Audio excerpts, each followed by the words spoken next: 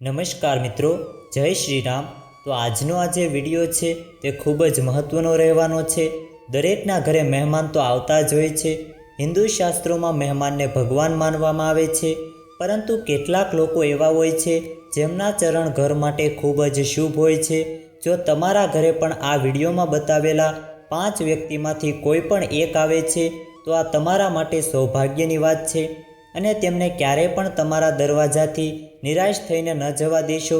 તે કોણ છે અને તેમને કયા કારણેથી ખાલી હાથે ન જવા દેવા જોઈએ, આ વિડીયોમાં સંપૂર્ણ માહિતી જાણીએ એ પહેલાં મારી આપ સૌને વિનંતી છે કે આ વિડીયોને લાઈક કરજો અને સાથે સાથે ચેનલને પણ સબસ્ક્રાઈબ કરી દેજો અને વિડીયોને છેલ્લે સુધી જોતા રહેજો।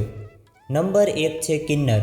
જો કે કિન્નર કોઈના લગ્ન હોય અથવા તો વિવાહ હોય કે બાળકનો જન્મ થાય તે વગેરે સમય આવે છે, પરંતુ જો કોઈ કિન્નર કોઈ પણ સમારોહ વિના પણ તમારા ઘરે આવે તો તેને ક્યારેક ખાલી હાથે ન જવા દેશો।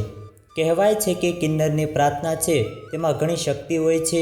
કૃપા કરીને એને પોતાની ક્ષમતા અનુસાર થોડા પૈસા કે ધન અવશ્ય આપો।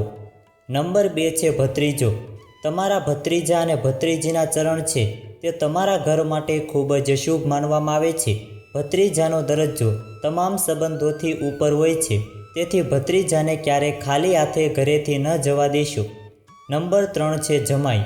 જો ઘર જમાઈ તમારા ઘરે આવે છે તો તમારા ઘરમાં સૌભાગ્યમાં વૃદ્ધિ થાય છે। તમારા ઘરના જમાઈનું માન સન્માન જરૂર કરો અને એને ખાલી હાથે ક્યારેય ન જવા દેશો।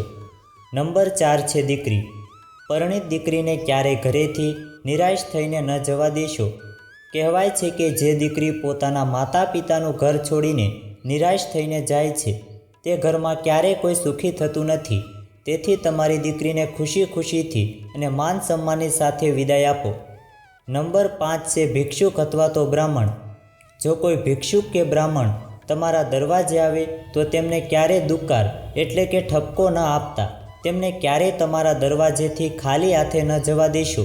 જો કોઈ ભિક્ષુક કે બ્રાહ્મણ તમારા દરવાજેથી ખાલી હાથે જાય છે તો તમારા ઘરની બરકત પણ જાય છે, એટલે કે આશીર્વાદ પણ જાય છે। જો ભગવાને તમને દાન દેવા માટે સક્ષમ બનાવ્યા છે તો પોતાની ક્ષમતા મુજબ અવશ્ય દાન આપો।